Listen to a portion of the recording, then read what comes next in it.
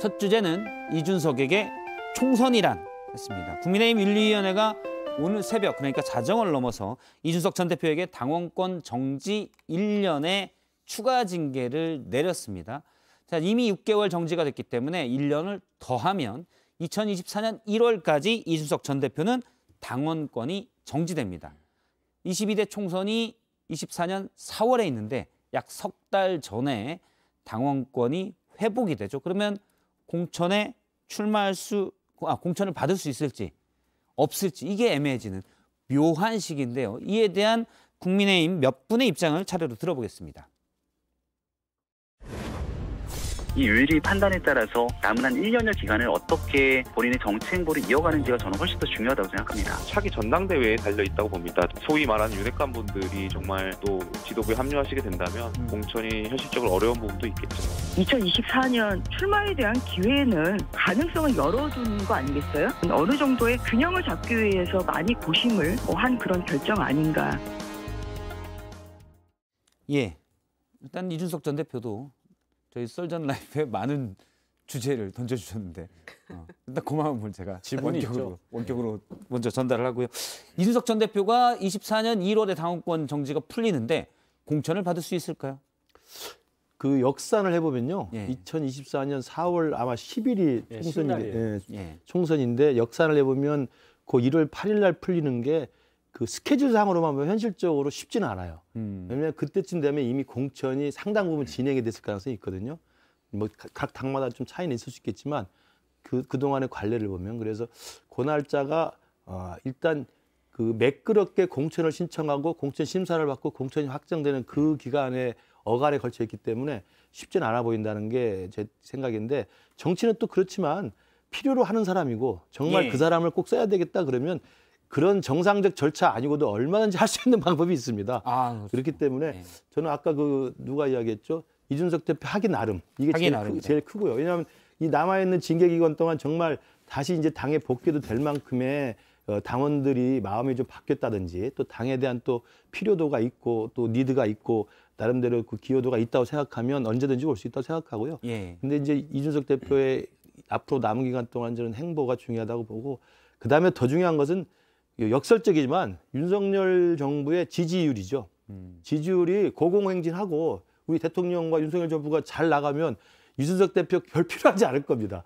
근데 만약에 총선 즈음에 그 시점에서 수도권 싸움이 아주 결정적인 관건일 텐데 거기가 굉장히 좀 심각하게 위기가 있다 생각이 들면 이준석 대표를 상징하는 그 표라도 가져야 된다는 절박함이 있다면 또 어떻게 생각할지 모르죠. 3전 연승한 여당 대표를 이렇게 결국 몰아내는구나. 저는 이제 그런 생각이 먼저 들었고요. 오히려 탈당 권유나 제명의 결론을 내리는 것보다 당원권 정지 1년 추가된 거는 더 잔인하게 올가매는 그런 결론이라는 생각이 들었어요. 그래서 만약에 제명이나 탈당 권유 상황이었다면 이준석 대표가 훨씬 더 행동 반경이 자유로울 수도 있었겠죠. 그런데 이렇게 지금 묶어놨기 때문에 어떤 결론을 내릴지 조금 봐야 될 것 같고요. 앞으로 그 가처분 신청 본안 소송도 있고 또 경찰의 추가적인 어떤 수사도 이루어질 거기 때문에 다 연동되어 있겠죠. 그리고 말씀하신 것처럼 저는 본인의 어떤 정치적 행동이나 향후 어떻게 처신을 하는가 이것보다는 김규식 교수님 말씀하신 대로 당과 대통령의 지지율에 전 달려있다고 생각합니다. 여태껏은 민심을 이반시켰다, 당에 여러 가지 그 문제를 일으켰다. 그래서 마치 대통령 지지율이나 국민의힘의 지지율이 이준석 대표로부터 비롯된 것처럼 그렇게 했었거든요. 그래서 이제 이준석 대표가 그 1년 반 동안은 사라진 가운데 자, 당이 앞으로 어떻게 갈 것인가 거기에 달려있다고 생각하고요. 벌써부터 당권 주자들이 서로 견제고 날리는 거 보니까 쉽지는 않아 보인다. 그런 생각입니다. 제가 볼 때는 아까 잔인하다고 말씀하셨는데 당 윤리가 굉장히 정무적으로 탁월한 선택을 했다. 이렇게 저는 봐요. 대부분 보면은 제명이나 탈당 권유 이런 거 예상했잖아요. 근데 딱 1년만 연장하는 저희가 당원권 정지를 3년까지 할 수 있거든요. 1년을 추가를 했다. 전당대회 못 나오게 하면서 총선까지 못 나오게 하는 잔인함은 피하는 딱 그 수준까지. 그래서 굉장히 잘했다고 보고 1월 초에 이제 풀리게 되면 물리적으로 공천받기에 충분합니다. 김근식 교수님께서는 공천 탈락 안 당해 보셔서 날짜를 모르시는 것 같은데 20년도에 4월 15일 총선이었잖아요. 제가 3월 2일에 공천 탈락이 돼요. 예. 그럼 역산해 보면 2달이잖아요. 뼈 아프게 기억을 하시고. 아이, 뭐 잊을 수가 없죠. 잊을 수가 없죠. 없겠네. 그래서 충분하다. 물리적으로는. 그런데 과연 공천받을 수 있겠느냐 말씀하셨지만 그때 이준석 대표를 당에서 필요로 하느냐 여부. 당은 냉정해요. 표가 되면 그럼. 무슨 짓이라도 합니다. 아마 이 당원권 정지를 미리 풀 수도 있어요. 제가 볼 때는 그런 가능성도 있기 때문에 역시 지켜보자. 그 가능성이 가장 높겠네요. 지금으로 봐서. 그걸 바라시나요?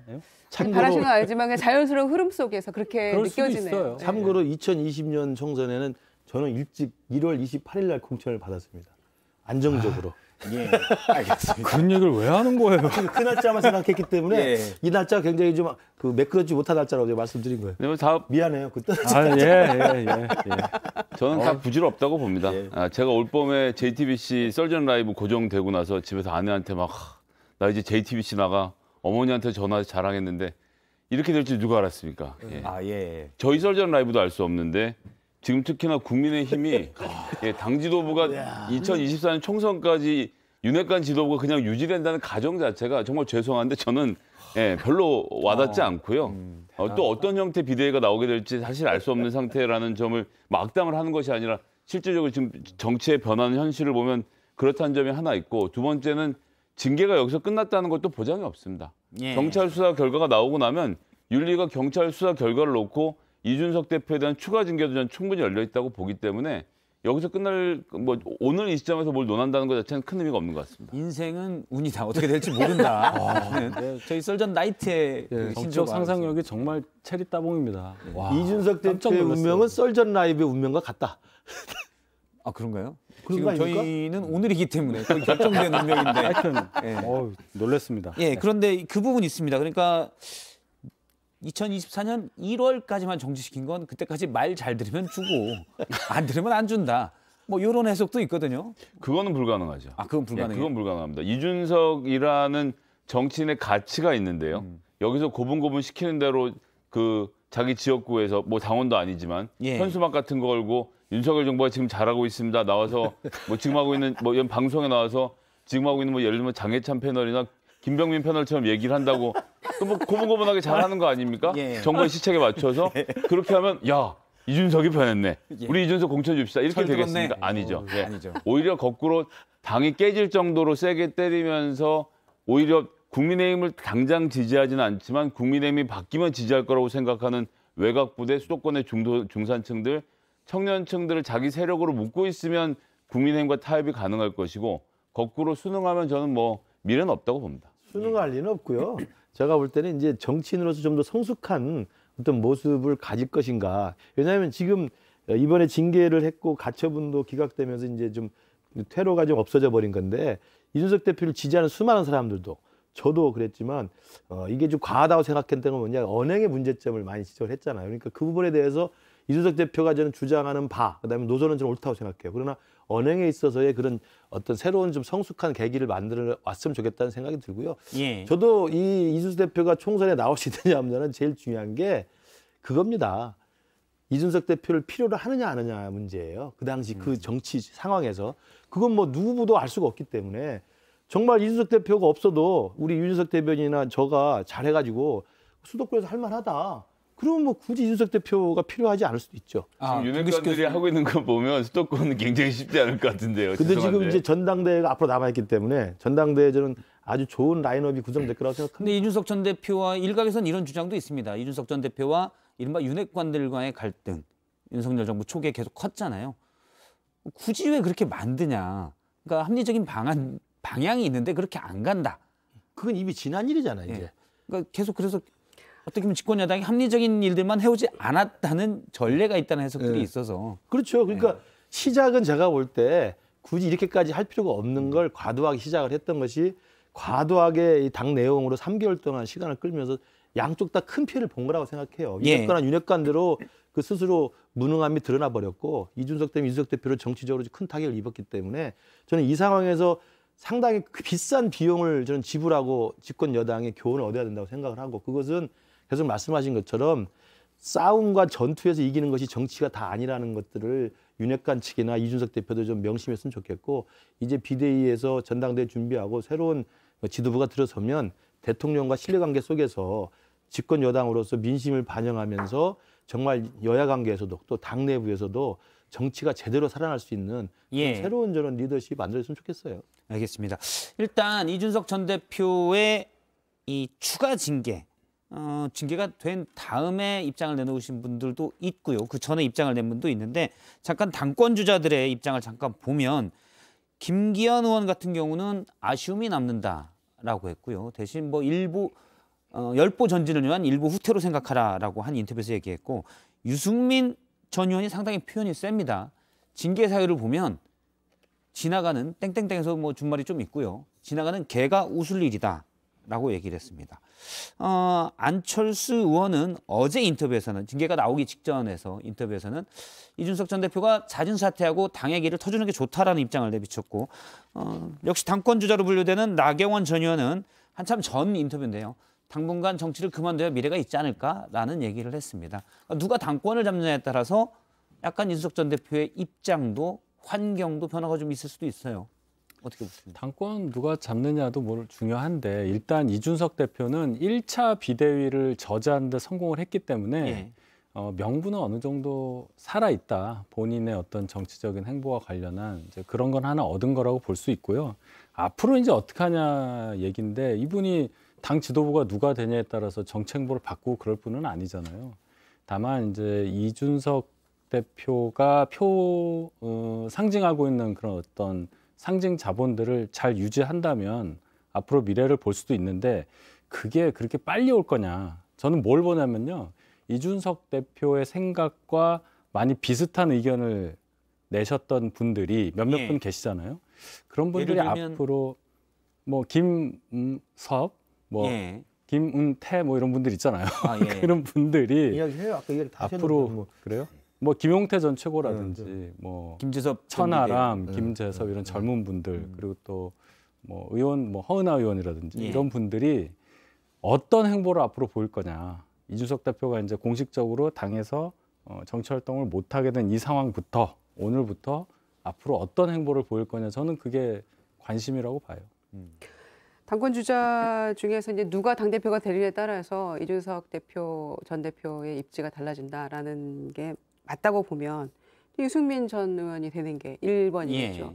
오늘 얘기한 걸로 봐서는 김기현 국민의힘, 김기현 지금 그 의원이 조기전대해야 된다고 그렇게 주장하셨던 분 아니에요? 지난번 1차 비대위 때도. 그런데 에너지가 있는 분이고 뭐 포텐셜 막 이런 얘기를 하면서 이준석 대표를 또 시켜 세웠더라고요. 그래서 징계받고 2차 징계받고 그 다음 날 이런 얘기 하는 것도 저는 이것도 좀 어떤 의미에서는 이게 정말 좋은 말이 아니고 더 잔인하게 좀 들렸어요. 그 전에 좀 이렇게 해주시지 이런 생각이 들었기 때문에 이준석 대표가 김병민 비대위원 얘기대로 앞으로 정치적으로 어떻게 처신하에 따라 달려있다라고 그 처신이 이준석 대표가 지금까지 해왔던 어떤 입장을 바꾸는 것 저는 그렇게 가서는 희망이 없다고 생각합니다. 그래서 소신은 소신대로 지키고 다만 이제 한 해 후에 나이도 먹어가기 때문에 모두가 얘기하는 언행을 조금 더 다듬었으면 좋겠다. 조금 더 성숙한 모습 보였으면 좋겠다. 그런 차원에서라면은 조금의 변화가 필요하겠지만 저는 지금껏 보여왔던 어떤 소신은 그냥 그대로 지켜갔으면 하는 바람이에요. 예. 알겠습니다. 이것도 잠깐 보겠습니다. 저희가 지금 이준석 전 대표의 미래에 대해서 얘기를 하고 있는데요. 혹시 신당 창당할 가능성이 있을까요? 김성현 소장님이 예리한 분석으로 보시기에는. 저는 그거는 이제 추가 징계를 통해서 당에서 내쫓기기 전에는 본인 손으로 탈당해서 하는 일은 없을 겁니다. 그런데 이 추가 징계로 인한 제명이라는 것이 국민의힘 전체 자산 전력 보존이라는 측면에서 꼭 나쁘냐 하면 그렇지 않다는 게 이 작전의 특징인데요. 그러니까 윤석열 대통령의 지지율이 계속 이렇게 낮아진 상태를 유지하게 되면요. 당내에서 그립감도 당연히 약해질 수밖에 없고요. 특히나 총선 국면을 지나가고 나서는 좀 그림이 바뀌겠죠. 근데 이번에 준연동형 비례대표제를 그대로 유지하는 상태에서는 국민의힘이나 민주당이나 위성정당을 또 만들긴 굉장히 정치적 부담이 있고 여기에 대해서는 결국 법적으로 둘이 위성정당을 안 만들기를 어떤 식으로 합의를 할 겁니다. 이렇게 됐을 때 외곽에 이준석 대표가 만약 위치를 한다면 호남 보수 청년층을 중심으로 해서 비례표를 많이 끌어올 수가 있는 상태. 지금 당장의 윤석열 대통령과 물과 기름이지만 그 다음번 27년 권력을 바라보는 사람들 입장에서는 이준석 대표하고 딱히 사이가 나쁘게 지낼 이유가 없거든요. 그럼 외곽의 비례정당 만들고 24년 총선 치르고 윤석열 대통령의 지지율 떨어진 상태에서 차기 대권 주자가 부상하는 시국에서는 이 이준석을 위시한 이 비례그룹이 다시 국민의힘과 합치는 과정을 통해서 완전체 정당을 만들어서 27년에 자기들 내부에서 정권 교체 이런 그림으로 가는 시나리오도 저는 존재할 수 있다고 봅니다. 너무 파격적인 시나리오로 제가 이해가 잘 안 되는데 그러니까 연동형 비례대표제를 이제 이런, 전제로 네. 하고 이야기하는 건데 윤희석 대변인님을 위해서 두 줄로 요약해 주시면 예, 국민의힘이 가져오지 못한 비례를 밖에 나가 있는 이준석이 쓸어온 다음에 창당한다는 얘기잖아요. 아니 제명을 당했을 경우에는 창당이 가능하고 그러니까 본인 손으로 탈당하지는 않을 것 지경이 같다. 되면 아니 그러니까 못 버티는 지경에도 버틸 거고 아. 다만 내쫓기게 되면 그 서사를 바탕으로 해서 보수 청년들의 비례 정당을 만드는 것은 제가 보기엔 정치적으로는 제가 어려움이 역으로 없을 그 말씀을 드렸잖아요. 윤리위가 굉장히 정무적으로 훌륭한 판단을 했다. 혹시 나갈까 봐. 그런 모습을 안 만든 거 아니에요. 그래서 전제가. 저도 1년 징계를 어제 예측했습니다. 그렇죠. 예. 저는 이제 김성애 역시 소장님 정무적으로 뛰어난 분들. 그 전망이 굉장히 그 예리한데 연동형 비례대표제가 전제된다고 했을 때 지난 21대 총선에서 국민의힘이나 민주당이나 이걸로 욕을 너무 많이 먹어가지고요. 연동형 비례대표를 전제해서 또다시 위성정당 만드는 엄두를 못 낼 거예요. 그런 점은 동의하고 그러면 그 엄두를 못 내고 그냥 자당 안에서 그냥 연동형 비례대표에 조금이라도 비례 의석을 가질 수밖에 없을 텐데 밖에서 만약에 이준석 대표가 신당을 만들어서 호남 보수 청년들을 엮어서 비례를 좀 몇 석을 확보한다고 한다면 충분히 그럴 수 있는 가능성은 있지만 그렇다고 그게 결국 윤석열 정부와 같이 합칠 수 있다는 것은 저는 아닌 것 같아요. 윤석열 정부의 지지율 떨어진다는 말씀 떨어지면 예. 그러니까 저는 예전에 그래도, 사실 안철수 의원이 예. 예전에 국민의당을 만들었을 때 예. 사실 당시 민주당이 실망한 표를 가져가서 비례의원들이 많은 정당으로 했다가 나중에 다시 합쳤지 그렇죠, 않습니까? 그렇죠. 나중에 그런 전례를 이제 말씀하시는 거죠? 나중에 25년 합치지는 겨울 되면요, 못했죠. 실명 구체적으로 말씀드리면 오세훈 시장 예를 들어서 대권 도전을 한다 그러면 네. 윤석열 대통령의 반기를 들고 합당해야 된다 이준석 당이랑 이렇게 하면서 정치적 그림이 2025년에 그려지지 않겠습니까? 너무 지금 많이 나간 그림이고요. 그때까지는 거기까지는 생각할 필요 없을 오늘 이런 정도 얘기는 해줄 수 있는 거 아닙니까? 괜찮습니다. 대하 드라마를 쓰고 있어요.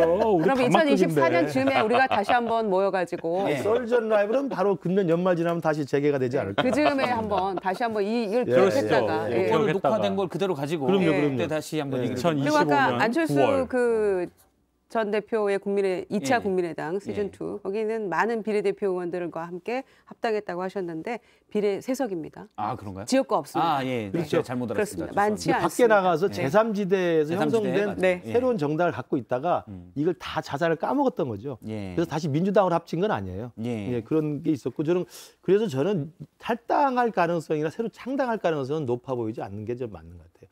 현재로선. 예, 현재로서. 그리고 이준석 대표도 이제는 그 국민의힘 자체에 대한 스스로의 지분과 자기의 상징성을 지금 확보를 해놨다고 생각하기 때문에 여기서 어떻게든 승부를 내서 자기 걸 지분을 확보하는 게 낫지 나가서 새로 살림을 차려가지고는 지난번에 해봤던 쓰라린 경험들이 서로 있습니다.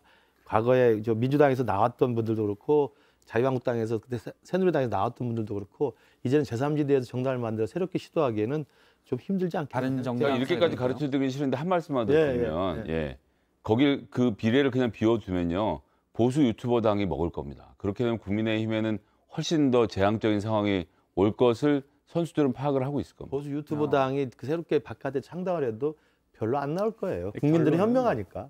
그 표가 민주당 오르고 저희는 그만. 아닙니다. 열심히 우리는 올바른 길을 가면 되죠. 결론은 짧게 이 탈당의 추억은 헤어질 결심보다 훨씬 아파요. 안 돼요. 예, 알겠습니다. 탈당의 추억은 헤어질 결심보다 훨씬 아프다. 예, 일단 그렇게 정리를 하고요.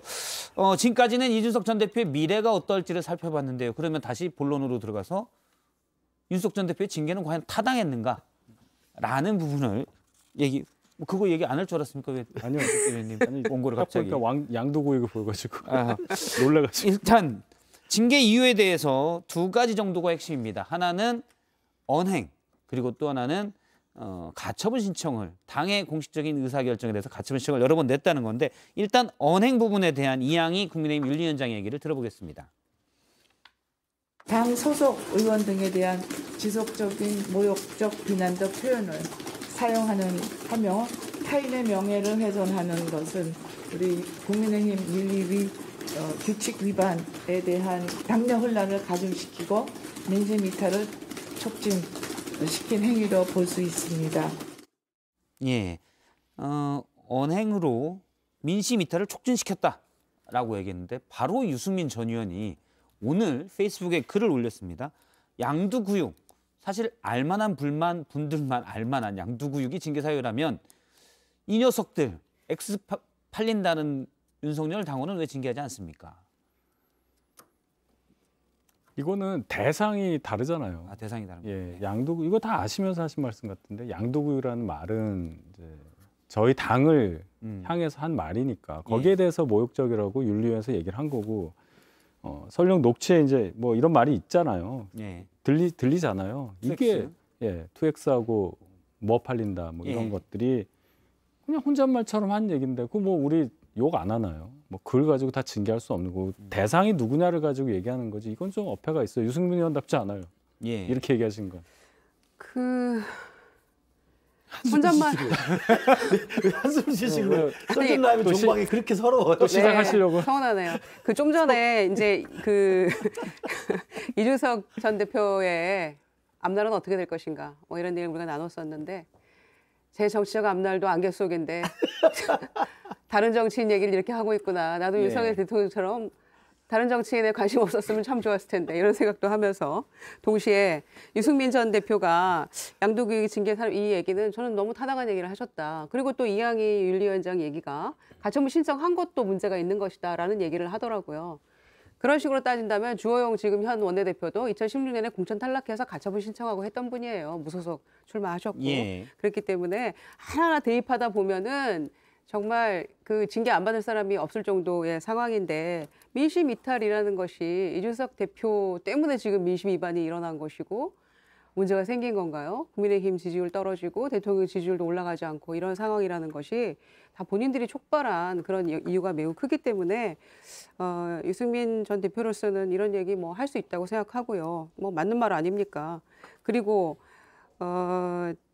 추가적으로 지금 유승민 전 대표가 하신 말씀이었나요? 그 윤리위원들 다음 총선 불출마 선언해라. 그래야지 그 진정성 믿겠다라고 하는 말도 저는 윤리위원들이 그렇죠. 지켜야 된다고 생각합니다. 그래야만 윤리가 매우 합당한 그 결론을 내렸다. 묘수를 짜냈다라는 취지로 말씀하신 윤희석 대변인의 말씀하고 또 부합하는 것이고 그렇기 때문에 그런 것들은 각서 쓰시든지 윤리위원들도 이런 모습을 보여야지 비장한 각오쯤 있어야지 적어도 3년승한 여당 대표를 날렸던 것에 대한 책임감의 표방 아닐까요? 저는 그렇게 생각합니다. 여당 대표를 날리면 그 정도는 해야 된다. 그렇죠. 라는 말씀이시죠. 네.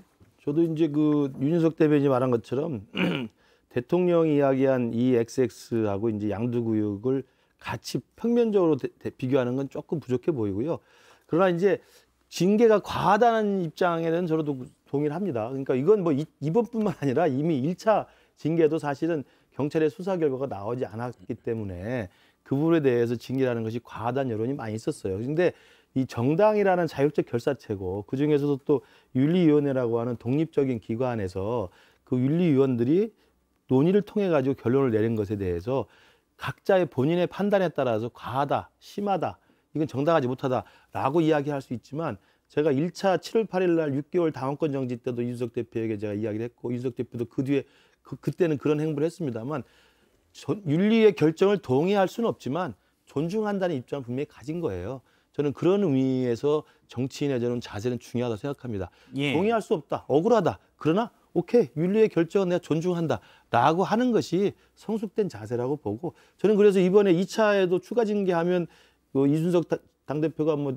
가처분 한다고 공언했는데 제 느낌은 안 할 것 같아요. 좀 더 지금 성숙의 과정이 아니었나 지금 싶습니다.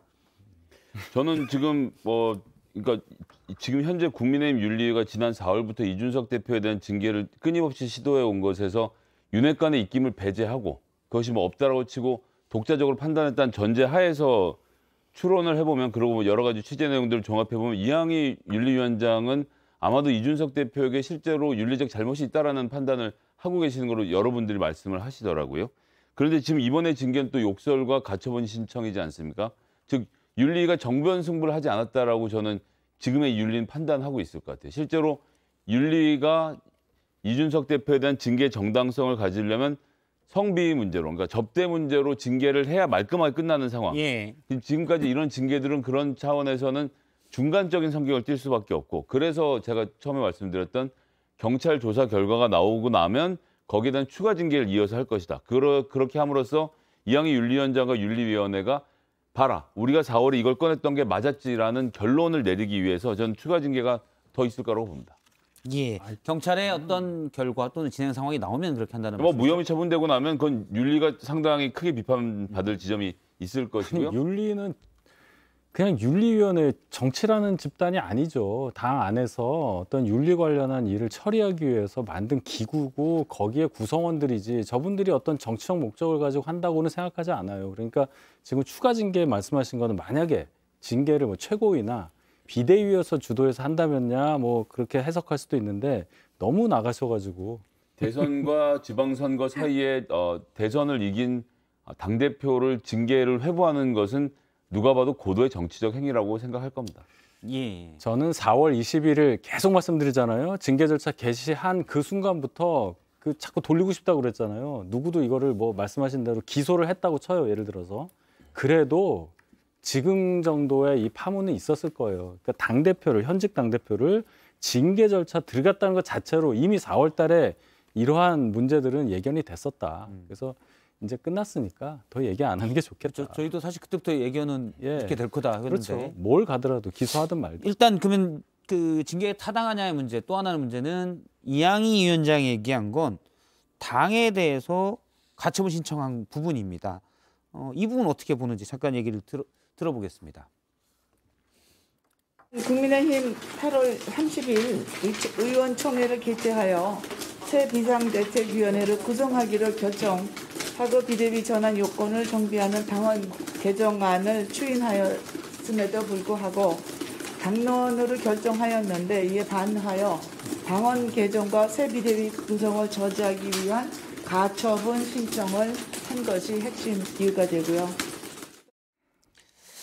예, 당원 개정안을 추인했음에도 불구하고, 그러니까 당론으로 결정했는데 이에 반해 가처분 신청을 했다. 요건 앞서에도 김유정 의원님이 잠깐 얘기해 주셨는데 이건 지금 큰일 났죠. 예. 왜냐하면 윤리가 이 다음번 공천에서 사전 스크리닝 작업을 하기로 지금 얘기가 되고 있지 않습니까? 윤리에 막대한 권한이 실리는데 당이 결정한 것에 대해서 가처분 신청을 해? 그럼 안 돼. 라는 선언을 이미 해버렸습니다. 앞으로도 같은 기준을 적용할 수밖에 없게 되어 있는데 지금 현재 이 당의 국민의힘의 당의 중진 의원 중에서 제가 이름까지는 거론하지 않겠습니다만 수많은 가처분 신청을 통해서 이 자리까지 오신 분들이 계시거든요. 윤리위 지금 이 판단대로라고 한다면 윤리위는 그러한 당의 공천이나 이런 전략적 판단에 대해서 가처분 신청하고 반대를 해서 지금까지 살아나온 의원들 스크린 작업에서 이 사람들 걸러내야 될까요? 못 걸러낼까요? 그때 걸러내지 않으면 이준석 때는 걸러내더니 이건 왜 안 했냐? 이런 이제 논란을 불러일으키는 단초를 만들어놨다는 좀 생각합니다. 다르죠. 그 몇몇 의원분들이 예를 들어서 공천 탈락이라든지 이런 사안에 대해서 개인적인 어떤 이해관계 때문에 가처분 신청한 거 하고 지금 이양희 위원장 얘기한 건 그거잖아요. 당원 총의라고 볼 수 있는 전국위원회 결정에 반해서 당원이 거기에 대해서 가처분 신청을 해서 뭔가 당이 흔들리게 되는 단초를 제공했다. 이 부분에 대해서 징계한 거는 좀 얘기가 다르죠. 같은 가처분이지만. 당원 총의로 뽑은 당대표를 국민의힘의 윤핵관들이 흔든 것이 이 사건의 본질 아니에요? 아니 그 얘기가 아니죠. 그거는 징계 절차 개시부터 그 계속 하는 얘기니까 그 얘기까지 하면 지금 얘기가 너무 길고 오늘이 마지막인데. 예. 다음 주까지 있으면 제가 다 하겠는데 그건 전혀 다른 얘기가 자꾸 이 시나리오를 잘 쓰셔. 그냥 종횡무진하네. 예. 가처분 신청한 것을 징계 사유로 말한 건 제가 볼 때 이양희 윤리위원장의 좀 실책 같아요. 굳이 이야기까지 할 필요가 있었나?